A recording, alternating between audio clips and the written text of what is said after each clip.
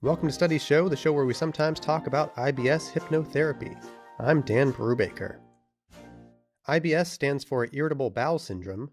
It's not, as I thought, shorthand for IBS escorting myself to the bathroom. Symptoms include stress and pain throughout the GI tract, and recently a team of Dutch scientists examined how effective hypnotherapy is as a psychological treatment for the condition, with the therapy geared toward changing how you perceive your IBS symptoms. The scientists call it the IMAGINE study, the use of CAP suggesting it's an acronym, but the text never notes what it stands for. Here at Studies Show, we could only imagine it to be a reference to the famous song by John Lennon. Nope, that's Lennon on the John. Better. And so, with Lennon's song in mind, here's our interpretation. Imagine there's no heaving. It's easy if you try. No smell below us, wafting up through our thighs.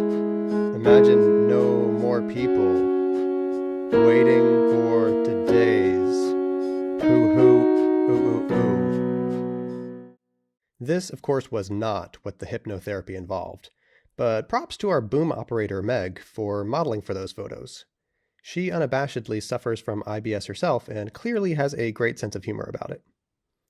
Joking aside, though, IBS is a challenge faced by many. Even when it's not keeping people from work, the pain and discomfort is likely hindering job performance, not to mention impairing overall quality of life. A restroom break should never require so much waiting around that you'd honestly consider a game of Sudoku. And it also shouldn't be something you have to anticipate, planning ahead as to where you might squeeze in your next number twos. The Dutch study looked at 354 IBS patients from 11 hospitals in the Netherlands. The team split their sample into 3 groups: individual hypnotherapy, group hypnotherapy, and a control group that received education about IBS.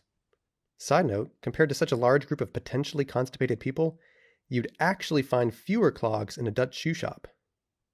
Now, you might think group hypnotherapy would be a turnoff for those who'd rather not broadcast that they have IBS, but only one patient refused group treatment. Said the rest, "I'll just make a pit stop at the novelty shop." Thanks to all these participants, the study found that hypnotherapy was superior to basic IBS education, providing relief to patients even a year later. Better still, group therapy was just as effective as one-on-one sessions, which could make the treatment cheaper. The scientists suggest hypnotherapy may be especially beneficial for patients whose IBS symptoms have a primarily psychological basis. Oh, we lost Meg. Where is she running off? Right. Studies show that if John Lennon ran YouTube, that subscribe button would read instant karma. Click it and we all shine on.